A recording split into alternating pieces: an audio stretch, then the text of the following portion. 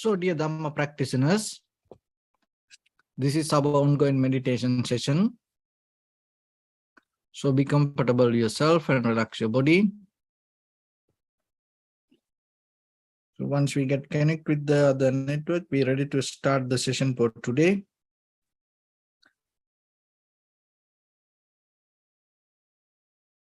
So, in this ongoing meditation sessions, we mainly try to share basic information for yourself to develop a very good, very clear spiritual foundation. And at the same time, and how to apply this meditation technique to have a very calm, peaceful, and undisturbed mind for yourself.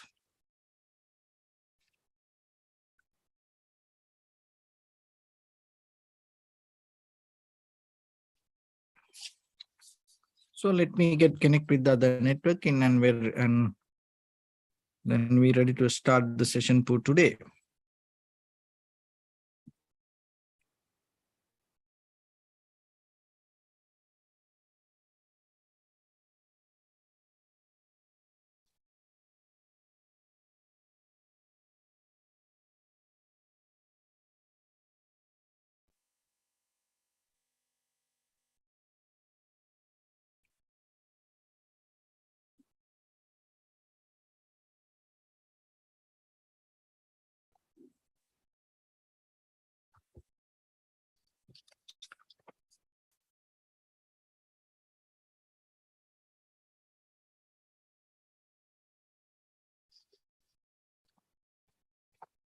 Okay, so dear Dhamma practitioners, be comfortable with yourself and relax your body. Keep your back straight, neck hit straight in one line and your right palm on your left. So gently close your eyes and bring attention to this bell sound, and while you're focusing to the sound, mentally relax your body, relax your mind, and relax your breathing with your thoughts. So do nothing extra. Just follow the sound, please.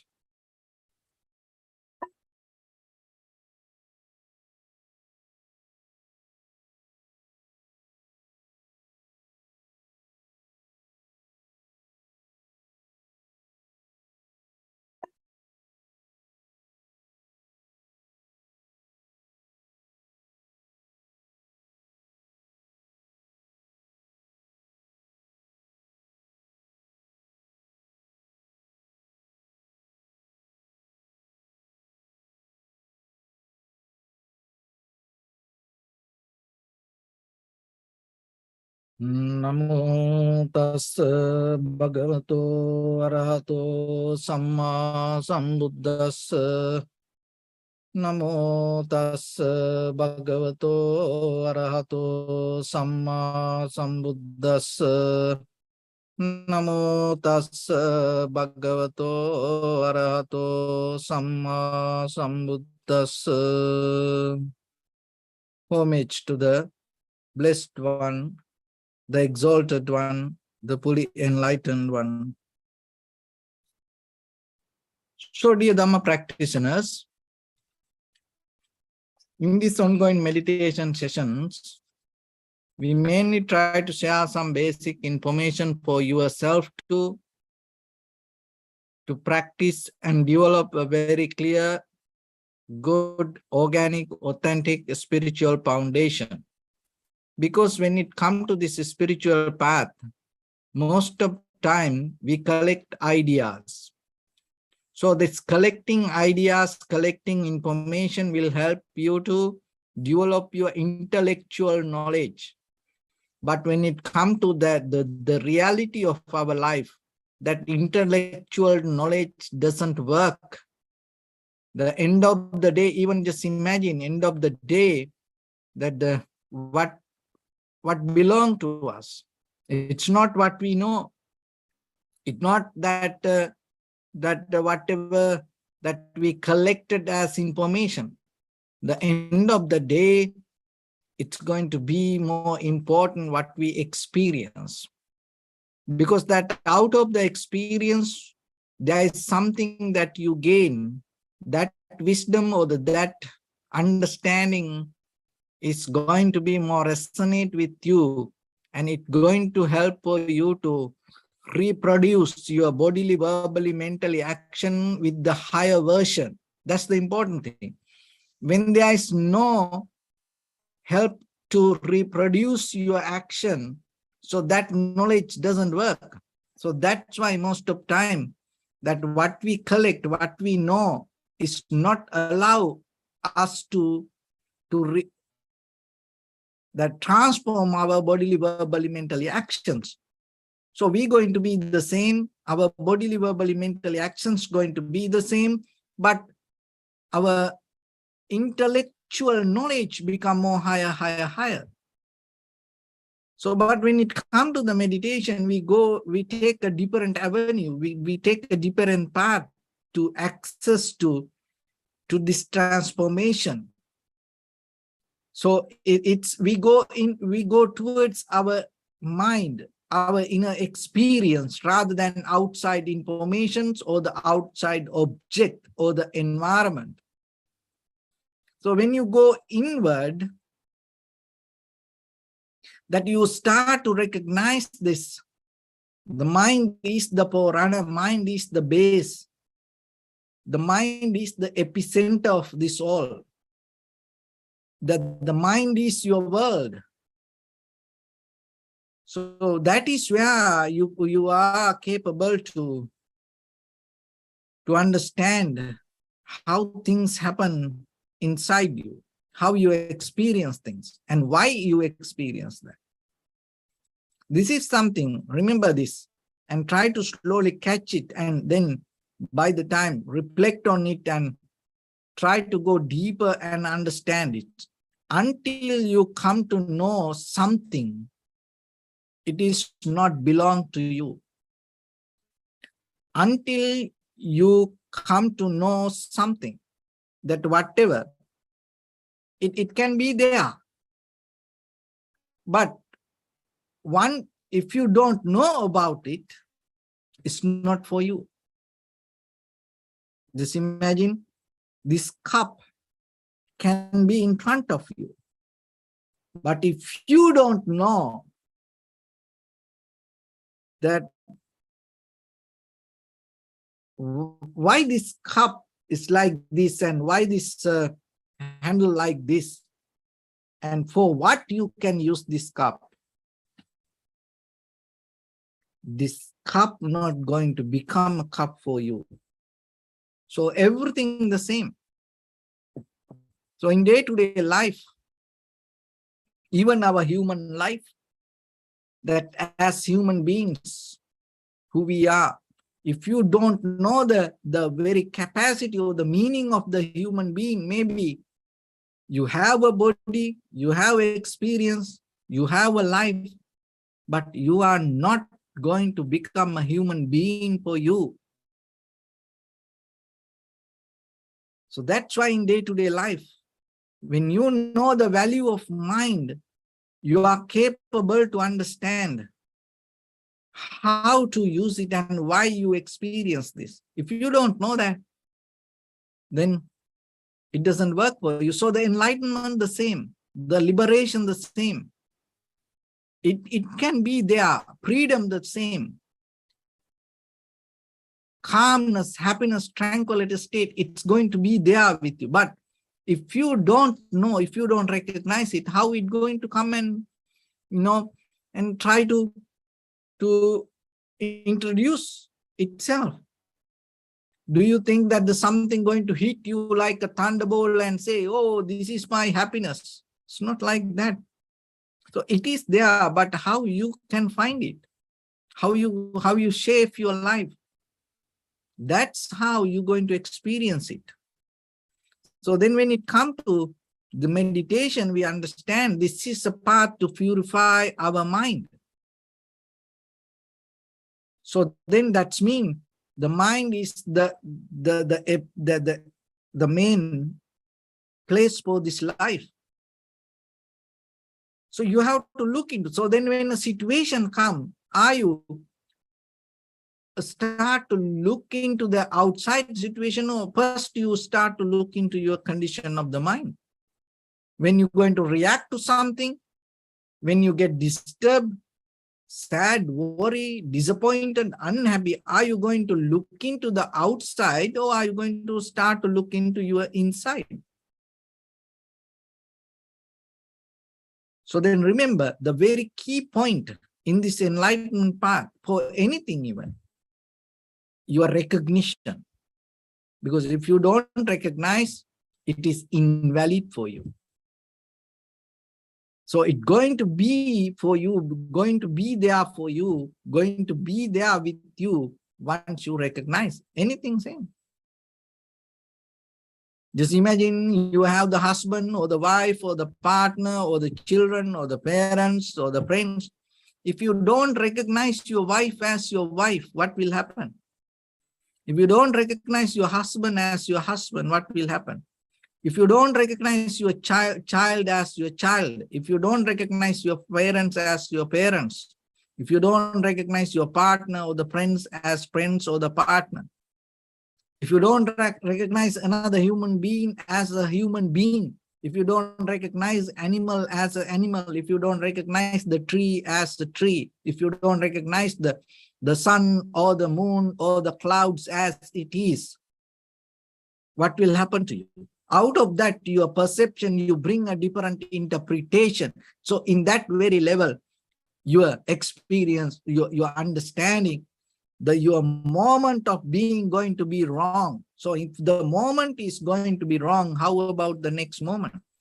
So how about out of that experience, that whatever you gain, do you think it will take you to the right destination? No, it's going to take you to the wrong place. So that is the very simple logic that you have to understand. So through the tranquility state, it balances your the consciousness, it balances your mind, it balances your awareness, it balances your recognition, it balances your attention, and out of that balance, the perception that whatever perceived to you, capable to recognize as it is. That is the beginning of the wisdom. Remember that. If you can't come to that level or the point, forget about that. Don't jump ahead. So then again and again, you have to have the effort to bring it back. And then, you know, that you may heard that story that one day there was a lion with the little, baby lion went to the village. So somehow what happened, this little baby lion get lost in between the village with the sheep. And it couldn't find the way back and find its mother. So then what happened, this sheep, that the lion start to, grow with the sheep. And then by the time there was a very old lion came to the village and looked for hunting something. And then look, there was a lion in the middle of the sheep. And somehow, go behind and catch this lion and ask, what are you doing here? You are a lion. You should not belong. You should be with this, like this. And this lion didn't believe that. No, I am not kind of like that. Please release me. Let me go. Don't kill me. So like that, this lion start to beg for the life. That old lion took this little lion and, and there was a little lake and, put the face towards the water and told, look, you and me both the same. And then again, this lion told, can you see that your reflection, not something that you see from outside, can you see your own reflection? So this little story give a hint or give a kind of like it's kind of like show us the way. If you don't recognize, anything doesn't work for you. So that your own inner recognition, that your own reflection, you have to understand very clearly. Otherwise, maybe you go through things and the situations, many things. You're not going to get the very bottom level of wisdom. So that's why when you have that, because the enlightenment is not a kind of like just a information transformation. It is more than that. When it comes to enlightenment, it has two dimensions. It has two models. It's a one is that one is this paradigm shift. You recognize that it is in you. That is the beginning of enlightenment. You recognize it is the power of the mind, and once you let go this collective nature. So it's allow you to awake. So that awakening part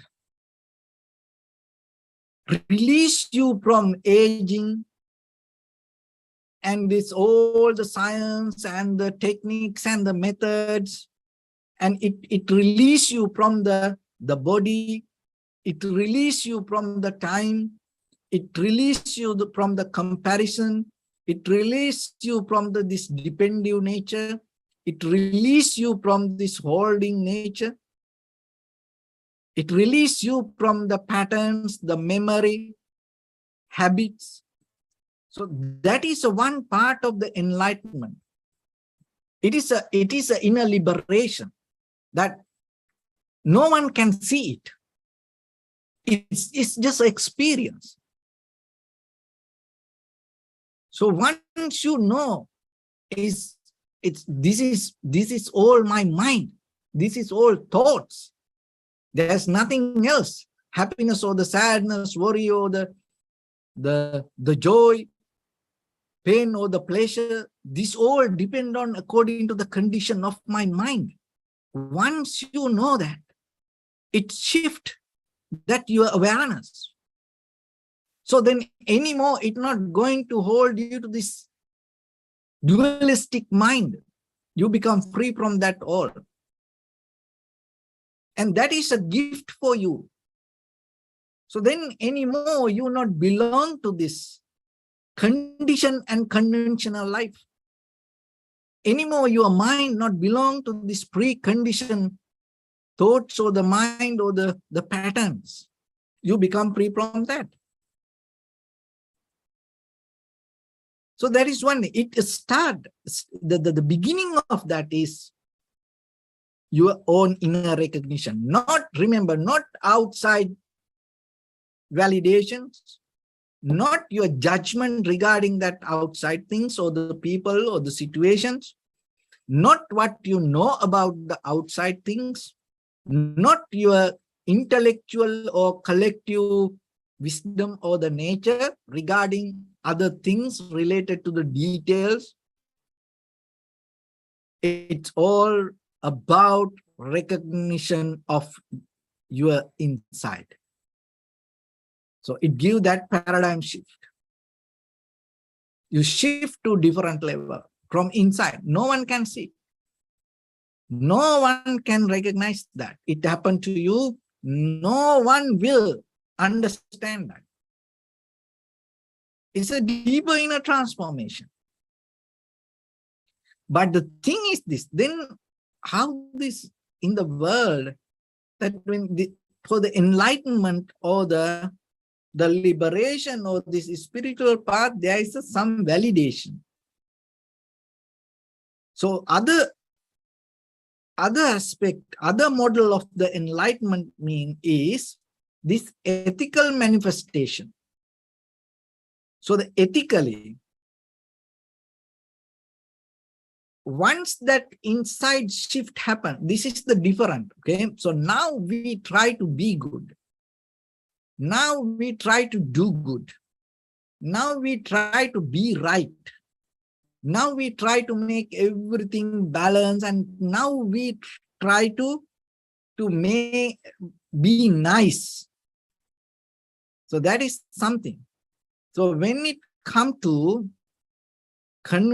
the conventional conditions, and when it comes to dualistic, when it comes to comparison, this kind of mindset, when it comes to our ordinary mind, it's always we try to do something to become somebody. So that's the very nature. It's normal. You and me, we all have that nature.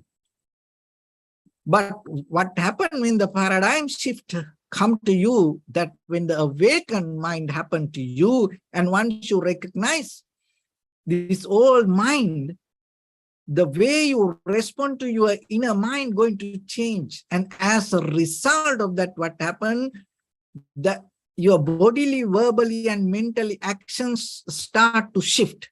It's not you doing. It's an outcome, natural outcome. So in this ethical manifestation, the people, as example, people think when you are enlightened, people think, oh, you have to be good. And it's so nice that everything, you do very perfect. No problems, and no anger, no arguments, no jealousy. And other people think you should be good. From where it came? When we talk about enlightenment, when we talk about the spiritual path, from where that came, that the idea came to people, oh, you should be good, nice.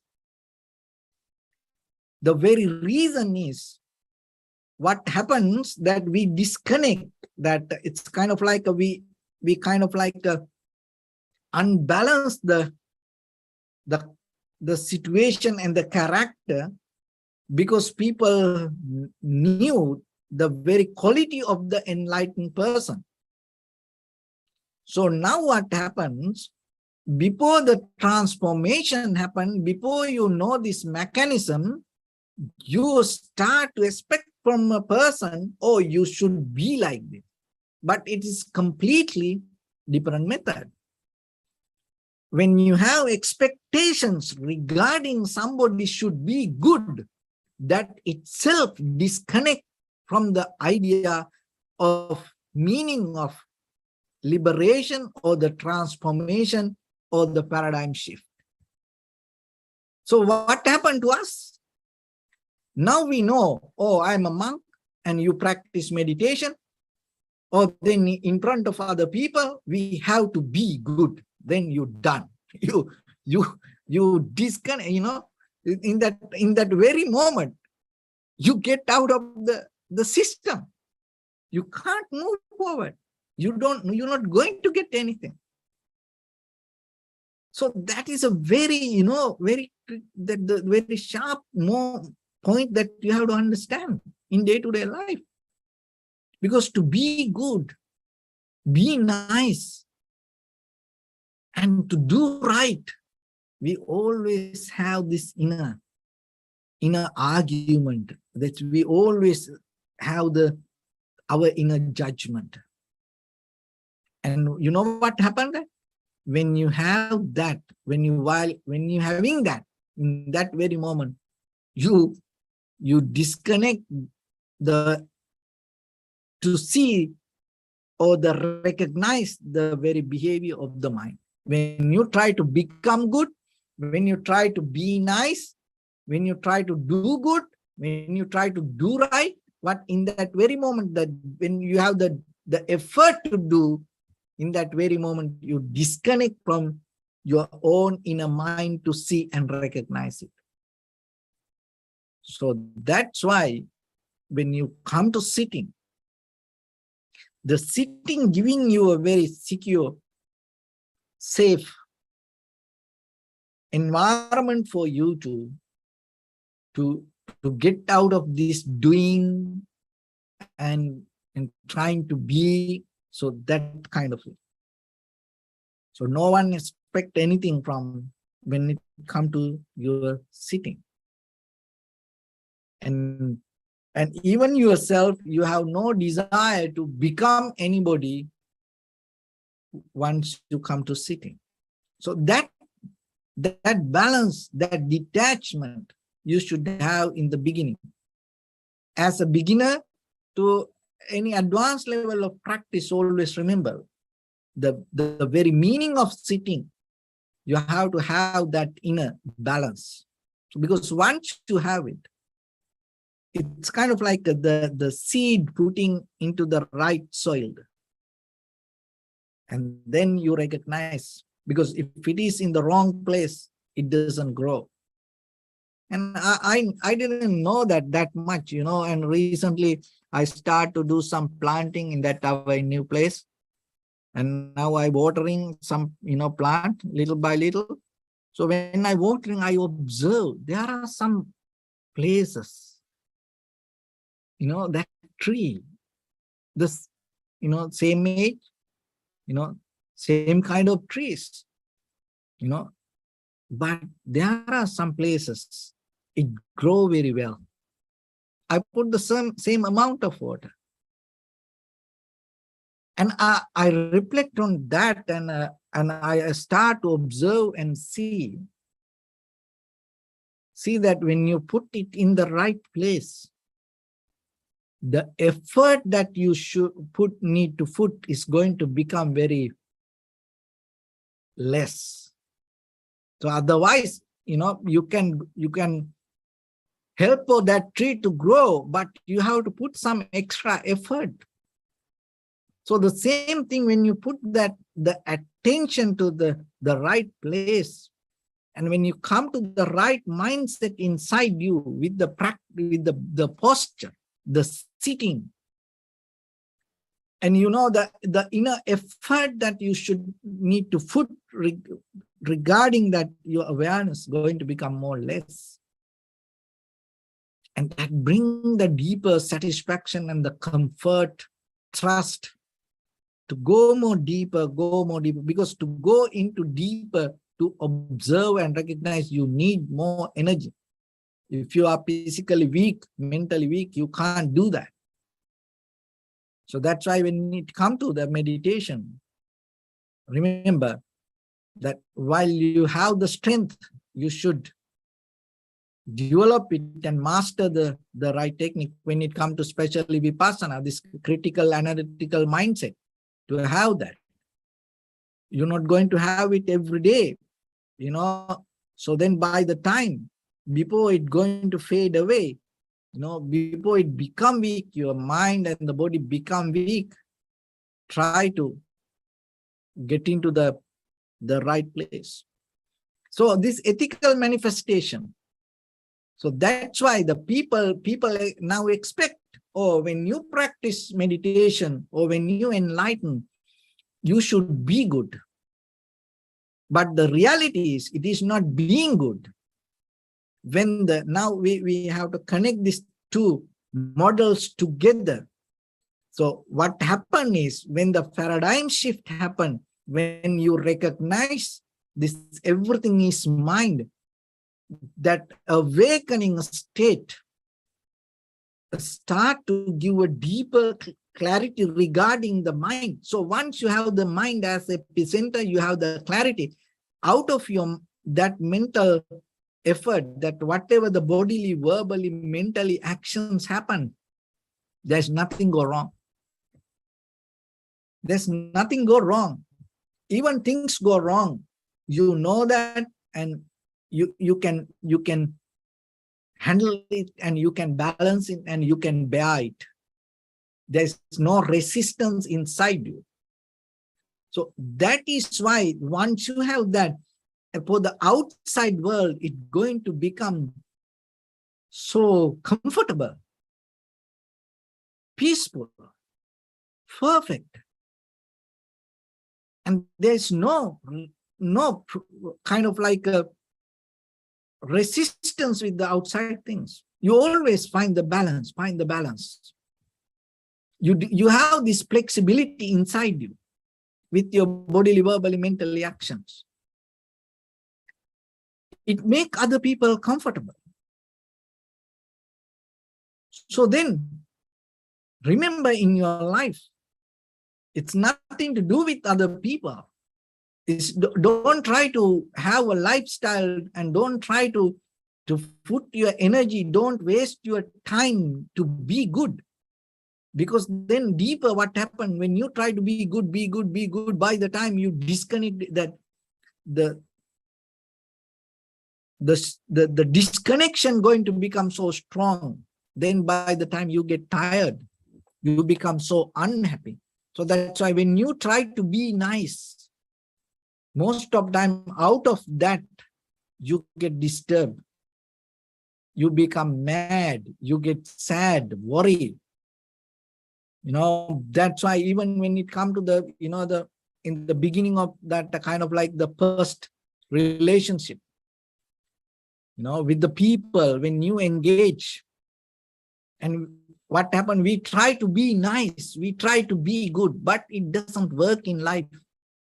By the time, what happens, things start to get tired, and you get fed up, tired, and then one day you come and say, I'm done, this is enough for me, no more.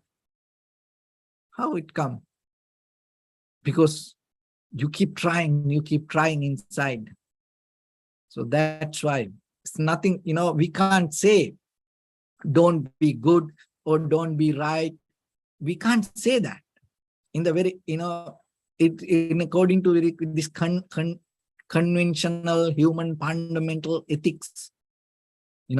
We can't say that, because from our childhood, through the culture, tradition, schooling, the law, this everything always say, try to be good, try to be nice. It's nothing wrong, but the thing is, only, practice point of view for now, try to understand the difference. Why people have this idea, or when you are enlightened, or when you transform, or when you awake, why you should be good? So try to understand the difference. And so then you have to be good, you have to be nice, you have to be right, as much as you can. If it is possible for you, do your best for others around you. And in the conventional life. But remember, once you come to sitting, so that is how you master the sitting. Okay, remember that. Once you come to sitting, you disconnect from that whole effort that you're trying to do things, you try to become like that. You bring your total attention towards your inside. You don't have any effort. Once you're sitting, forget about try to be nice, forget about try to be good. For what? To whom? Nothing. So yourself, you go deeper, bring the clarity to yourself, become very clear with that, very clear. And then what happened, by the time once you really recognize the very nature of the mind, and that recognition will bring that inside paradigm shift, transformation, awaken mind. And after that, once you come out of that sitting anymore, you have no effort, you have no kind of like an intention to do good, to be right, be nice, or like that. Your appearance itself going to become with that qualities. So then you are the one who become free. Why? Otherwise, we always try to be. So once you have that freedom inside you, you gain so much inner space for yourself to settle down and go more deeper, more deeper, more deeper. So that is how this transformation happened. This is the one way of, we bringing a window to understand through this practice how our transformation can happen, and what is the meaning of this, and how these conventional ideas and ethical manifestations and model bring this with this enlightenment. So because understanding that will bring a very clear vision for yourself to sit. That is what you need, because once you have that inner clarity, your sitting going to become so perfect. And some can bring arguments, need sitting or kind of, so that person maybe no need that. If somebody need, I think this will help for that. Not for everybody, remember that. Not for everybody, but if somebody, that I hope this will help for that person. So with that, let's get into practice a little bit now. So now you know how to master the sitting a little bit, okay? So let's try. So bring your attention to your body and scan head to toes yourself 3 times and say Suapat Veva, or may I be well and happy.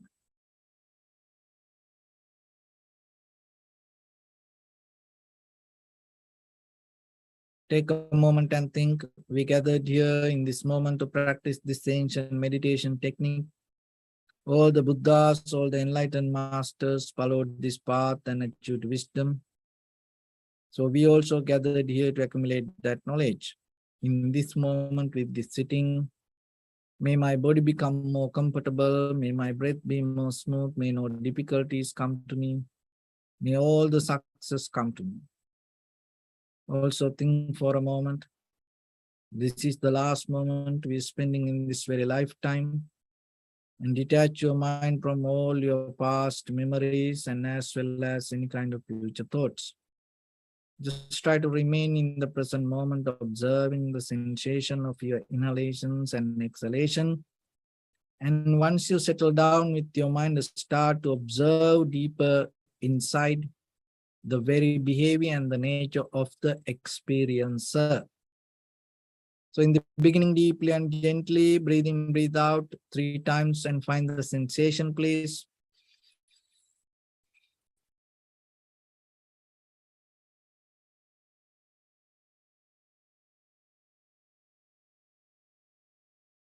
And allow your inhalations, exhalations happen itself. And recognize it through the sensation, do nothing extra.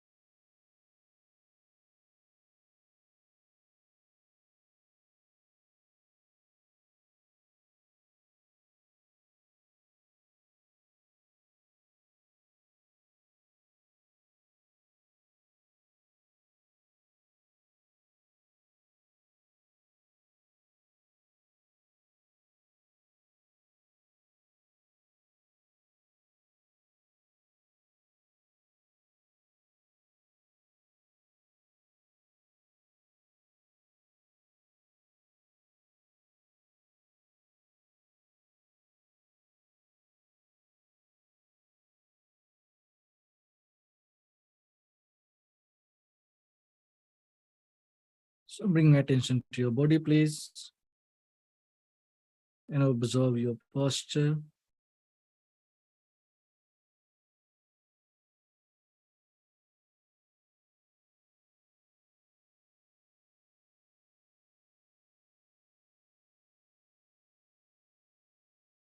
We cultivate loving kindness and compassion in our heart and radiate it as a light through entire your compound, village, city, state, country, world, around this universe. Also as far as you can through galaxies, other planets, stars. Reminding yourself like this with clear intention, mentally repeat after me. May all living beings in this universe be well and happy.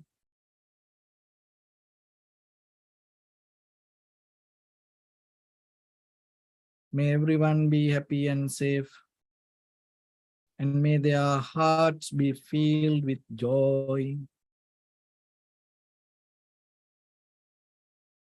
May all living beings live in security and in peace.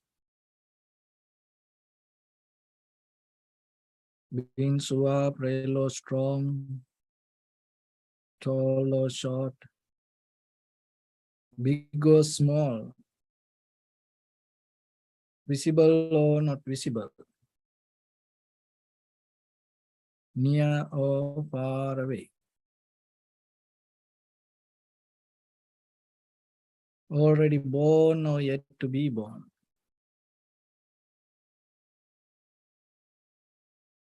May all of them dwell in perfect tranquility. Let no one do harm to anyone. Let no one put the life of anyone in danger. Let no one out of anger or ill will wish anyone any harm.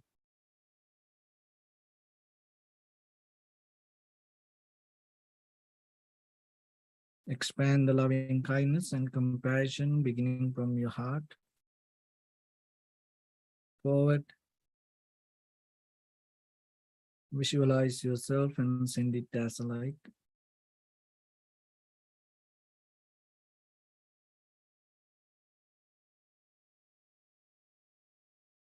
To your backside.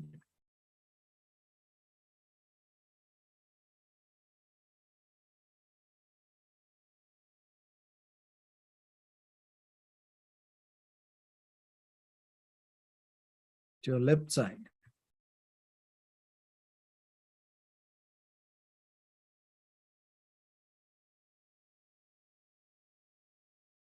And to your right side.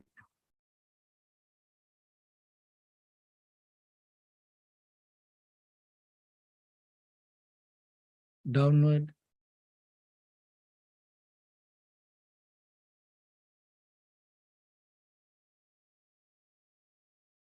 And upward.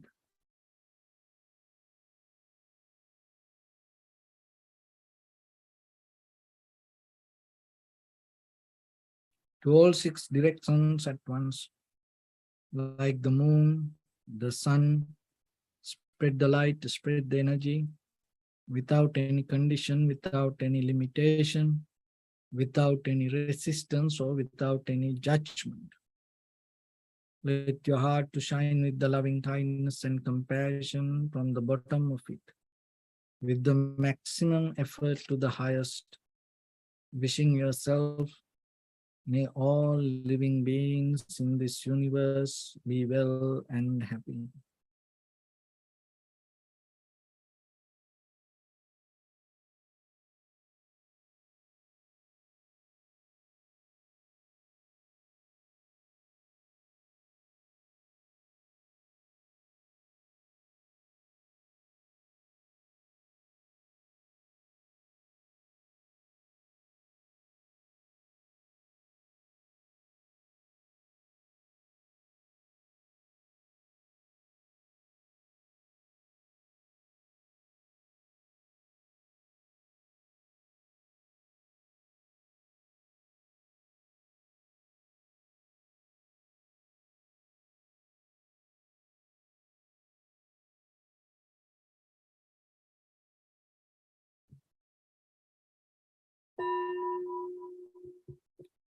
Say sadhu, sadhu, sadhu. So first of all, we offer this practice to the great qualities of the Buddha, Dhamma and the Sangha. And also by the power of this meritorious deed, may all of us attain to the supreme bliss of Nibbana. May all your guardian angels and deities will receive these merits and increase their longevity and protect all of you from any kind of planetary influences or any ill effects. Ittavatacha sampadam punya sampadam sabbe deva numodantu sabba sampatti siddhya sabbe bhuta numodantu sabba sampatti siddhya sabbe satta numodantu sabba sampatti siddhya Imaya dhammanu dhamma patipattiya buddhang pujemi dhammang pujemi sanghang pujemi Attaya imaya patipattiya jati jara vyadi maranam paribundissami Idamme punya kammang asavakkaya vahanotu sabba dukkha pamuncatu. Bless you.